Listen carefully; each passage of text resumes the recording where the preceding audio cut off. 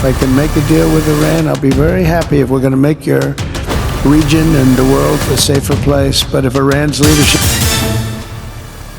Donald Trump ने Iran को दी खुली धमकी। सुप्रीम लीडर को इजी टारगेट कहा, लेकिन क्या ईरान का रेजिम ढहने वाला है? Pressure, drive Iranian oil exports to zero, like I did before.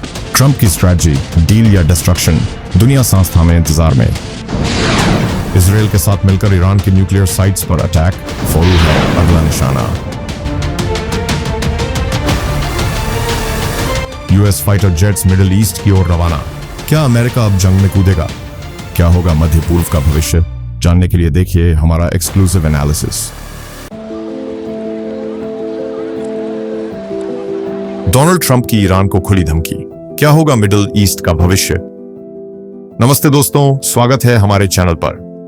आज हम बात करेंगे एक ऐसे मुद्दे की जो पूरी दुनिया का ध्यान अपनी ओर खींच रहा है।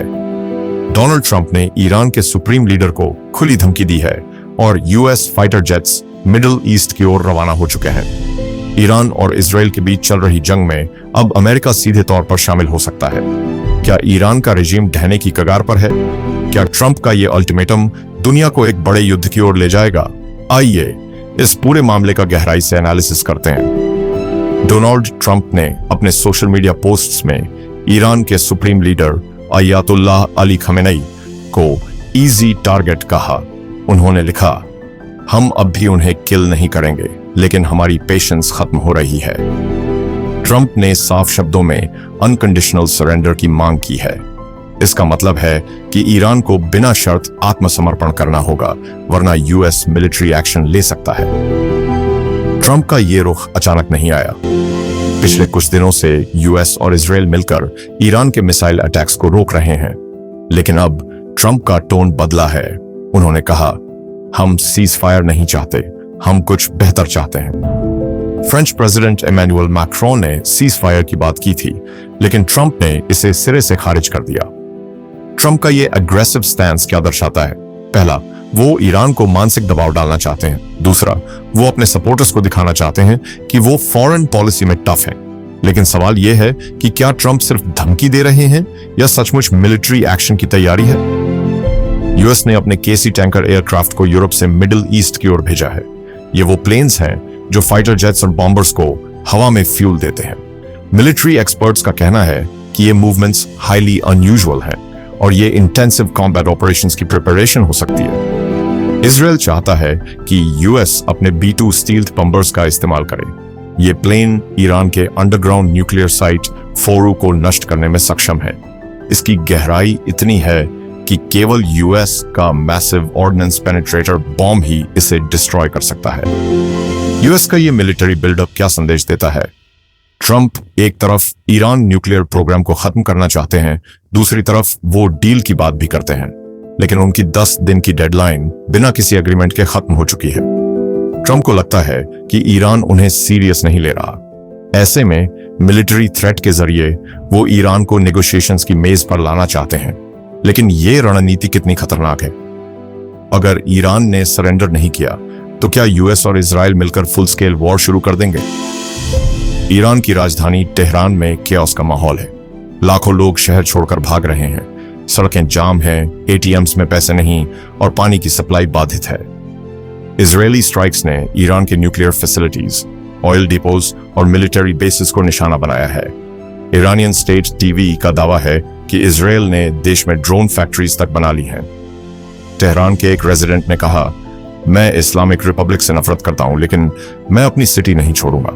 यह दिखाता है कि ईरान के लोग कितने डिवाइडेड हैं। ईरान का रेजिम इस समय भारी दबाव में है, लेकिन क्या यह रेजिम कोलैप्स करेगा? ट्रंप और इजराइल शायद रेजिम चेंज नहीं बल्कि ईरान को वीकन करना चाहते हैं। अगर सुप्रीम लीडर सरेंडर नहीं करते तो यूएस उनकी एलिमिनेशन की बात कर सकता है। ट्रंप ने अपने नेशनल सिक्योरिटी टीम के साथ सिचुएशन रूम में 1.5 घंटे की मीटिंग की। यूएस ऑफिशियल्स का कहना है कि ट्रंप ईरान के न्यूक्लियर साइट्स पर इजराइल के साथ अटैक करने पर विचार कर रहे हैं, लेकिन उनके एडवाइजर्स इस पर डिवाइडेड हैं। ट्रंप की कैंपेन का नारा था अमेरिका फर्स्ट और उन्होंने फॉरेन वॉर से दूर रहने का वादा किया था, लेकिन ईरान का न्यूक्लियर प्रोग्राम उनके लिए रेड लाइन है। G7 समिट में वर्ल्ड लीडर्स भी ट्रंप के अगले कदम का अंदाजा लगा रहे हैं। यूके के पीएम कीर स्टार्मर ने कहा, मैं ईरान के रेजिम का सपोर्टर नहीं हूं, लेकिन कॉन्फ्लिक्ट को डीएस्केलेट करना जरूरी है। स्टार्मर ने यह भी कहा कि इस जंग का इकोनॉमिक इंपैक्ट यूके में एनर्जी बिल्स और कॉस्ट ऑफ लिविंग को बढ़ा सकता है। ट्रंप की स्ट्रैटेजी में कॉन्ट्रडिक्शन है। एक तरफ वो डील मेकर बनना चाहते हैं, दूसरी तरफ वो मिलिट्री थ्रेट दे रहे हैं।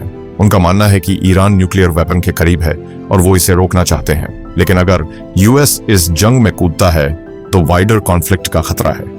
मिडिल ईस्ट में पहले से ही इंस्टेबिलिटी है और यूएस का इन्वॉल्वमेंट इसे और भड़का सकता है। तो अब सवाल है कि आगे क्या होगा। ट्रंप के पास 3 ऑप्शंस हैं।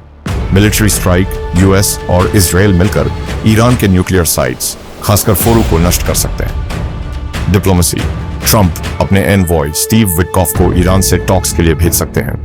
वेट एंड वॉच, ट्रंप धमकियां देकर ईरान पर प्रेशर बनाए रख सकते हैं बिना डायरेक्ट एक्शन के। इजराइल के पीएम बेंजामिन नेतन्याहू ने साफ कहा है कि फोरू को नष्ट किए बिना यह जंग खत्म नहीं होगी, लेकिन यूएस का इन्वॉल्वमेंट उनकी मर्जी पर निर्भर है। ईरान की तरफ से मिसाइल अटैक्स कम हो रहे हैं, जो इजराइल की स्ट्रैटेजी की कामयाबी दिखाता है, लेकिन ईरान अभी भी रिटेलिएट कर रहा है। ट्रंप का अगला कदम मिडिल ईस्ट के भविष्य को तय करेगा। अगर वो मिलिट्री एक्शन लेते हैं तो ये वर्ल्ड वॉर 3 की शुरुआत हो सकती है।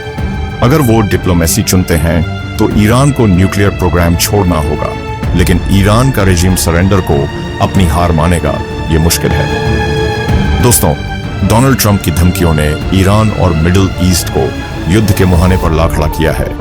क्या यूएस इस जंग में कूदेगा? क्या ईरान का रेजिम ढह जाएगा या फिर ट्रंप अपनी डील मेकिंग स्किल्स से पीस लाएंगे? ये सवाल हर किसी के मन में है। आपको क्या लगता है, ट्रंप की स्ट्रैटेजी सही है या गलत? कमेंट सेक्शन में अपनी राय जरूर बताएं। अगर आपको ये वीडियो पसंद आया तो लाइक करें, शेयर करें और हमारे चैनल को सब्सक्राइब करें। बेल आइकॉन दबाना न भूलें ताकि आपको ऐसे ही इंपॉर्टेंट अपडेट्स मिलते रहें। मिलते हैं अगले वीडियो में। तब तक स्टे इन्फॉर्म्ड, स्टे सेफ।